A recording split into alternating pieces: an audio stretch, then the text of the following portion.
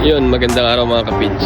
Ngayon ay February 27, 2026, Friday sa 8:55 in the morning. So meron lang tayong short video regarding sa content natin. Hashtag Philippines Know. So ito yung mga dapat nating malaman. Charot. So intro muna tayo ng konti.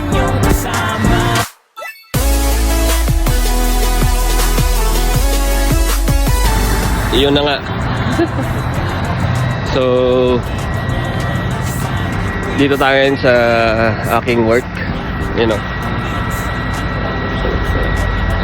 Yan. Dito yan sa Bedford, Nova Scotia, Canada. Particularly doon, yun know, dito sa Hammond Center. Panulukan ng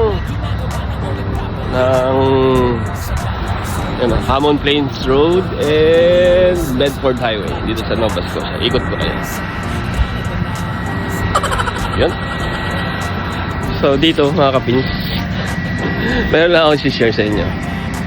Di ba sa kuweba? Sa kuweba meron tayong tinatawag na stalactites and stalagmites. So yun yung namuong mineral sa loob ng kuweba. Dahil for a long period of time, yung tawag dito, yung matagal, yung mga matagal, long period, charot.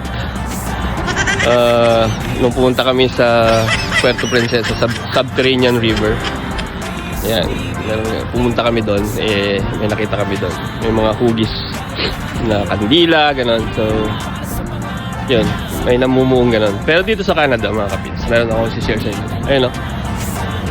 Yun. Yan. Yan ay tinatawag na icicles na buo dahil sa sobrang lamig ng panahon. Yan, yan o. Sobrang lamig ng panahon. Na tubig ulan. Yan o. Yan ang ganda o. Yun.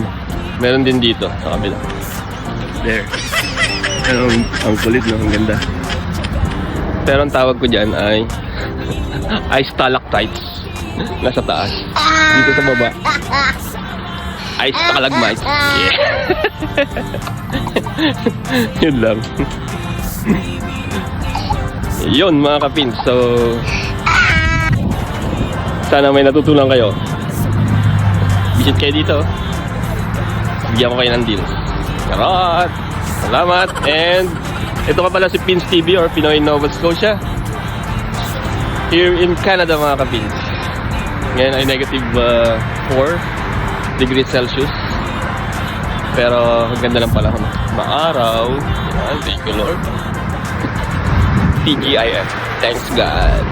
It's Friday mga kapins. Yun lang. See you sa next one. Don't forget the hashtag Pins TV, Pinoy in Nova Scotia, Philippines Know, Kapins in Canada. Yeah. Bye-bye.